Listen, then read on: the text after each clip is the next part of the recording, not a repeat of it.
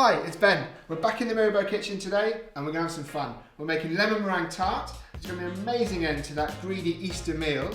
We're going to match that today with Mirabeau Etoile. Most important thing, don't be intimidated by this. It's actually really easy when you break it down, which is what we're going to do. We've got the case, we've got the filling, we've got the meringue. Do not stress, it's going to be a great load of fun, and to help you along, we're going to open a bottle of Etoile. Our tart case is the one that's going to take the most time, so we're going to start with that. Sift in our flour with a pinch of salt. To your flour and salt, you're going to add the cubed butter. Once you've got down to a fine breadcrumb, you all know what that looks like. We're going to mix in our sugar. Just make sure that's nice and mixed in. Our egg yolks. And a little bit of our water. We're not going to do all at the same time, just in case. The dry ingredients with the wet. And slowly but surely that's all going to come together. We're just going to pour it out and work on it on the surface. Once you've brought it all together, just flatten it down to make a nice disc. And then we're going to wrap in cling film or into a freezer bag and chill for 10-15 minutes. 15 minutes later, we've got our dough from the fridge. A little bit of flour onto our surface, flour our rolling pin.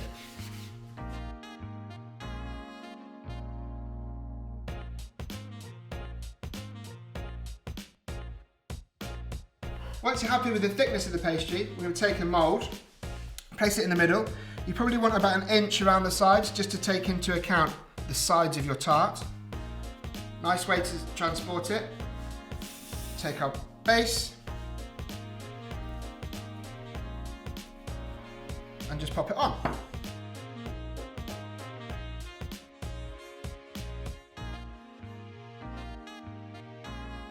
Take your rolling pin and roll off.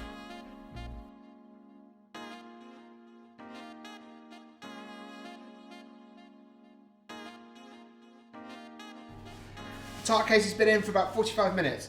That's really going to help stop shrinkage when in the oven. Now, to stop the base rising too much, we're going to start with some fork pricks. So a little bit of grease-proof paper. Take your baking beans, or similar. Ready to go. 170, 10 minutes before we're going to remove the beans and bake for another 7 minutes. After another 7 minutes without the baking beans, we're ready to let our tart case cool, and we're going to get on with our filling in the meantime. So, to juice my lemons, I'm using a Mexican elbow.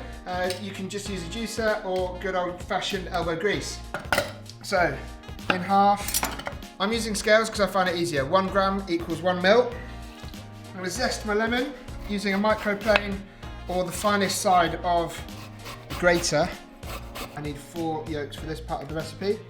And then I'm going to retain 3 whites for my meringue. I'm going to make my filling. So, corn flour, sugar, lemon juice, and your 300 ml water, and then mix all together. We're going to whisk it just to make sure we don't have any lumps from that corn flour.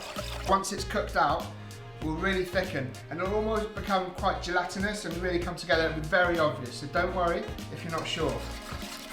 Remove from the heat, egg yolks in. You'll start to notice that lovely deep yellow colour that you associate with lemon tarts. Butter, you can go all of it at the same time, and the lemon zest. So it's cooled a little bit, but not too much, because you don't want it to start setting in the pan. It wants to set in the case. So,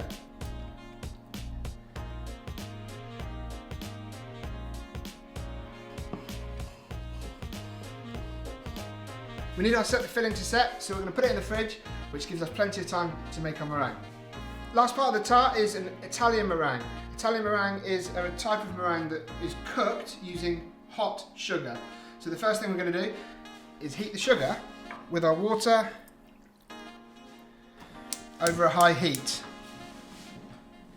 We're going to cook this to 120 degrees. That's our target temperature. So when this mixture reaches 110, we're going to start whisking our egg whites. How do we tell? We're going to use a probe thermometer. I really recommend buying one of these. They're a few quid from your local supermarket and well worth the investment in my opinion. So we're going to rest the probe thermometer in there. So mine's at 120, I'm just going to show you what it looks like. It's really starting to thicken and those bubbles almost look syrupy. That's what we want. So pour our sugar syrup from one side.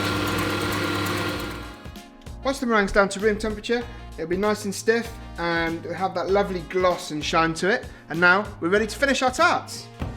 If you want to pipe it on, go for it. Today I'm just going to spoon it on and go for a little bit more of a rustic vibe. So here we go.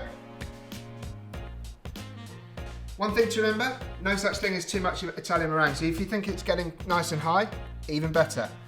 Just make sure, I like to take it all the way out to the edge. I'm using a teaspoon to get the nice little flicks. Just get stuck in, do it however you want. Once you're happy with the decoration, it's time to brown off your meringue.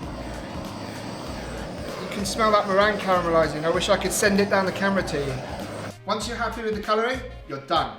Time to pour yourself a glass of Mirabeau Etoile. Happy Easter, see you next time.